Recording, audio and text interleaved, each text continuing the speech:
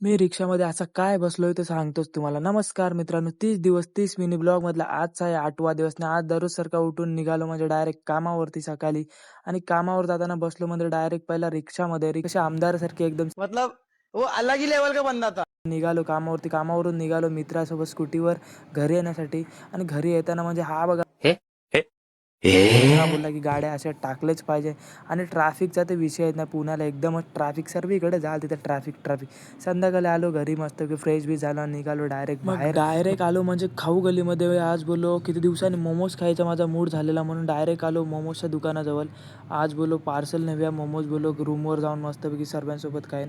पहिलेच बघा तंदुरी मोमोज लावलेले आणि आपल्याला पाहिजे तर उकडीचे मोमोज आणि डायरेक्ट उकडीचे मोमोज करायला सुरुवात घेतली आणि मोमोज घेऊन गेल्यानंतर मग गेलो चायनीज बनायला आणि दादाने ओळखलं बोलतो त्या दिवशी तू माझी व्हिडिओ काढलीस मला ती व्हिडिओ दाखव. मी दादाला त्यांची व्हिडिओ दाखवली. त्यांना माझी व्हिडिओ खूप आवडली. दादाने पाणीपुरीवाला दादाला सांगले आणि त्यांनासुद्धा माझी व्हिडिओ आवडली असेल. तुम्हाला पण आवडली असेल तर लाईक करा.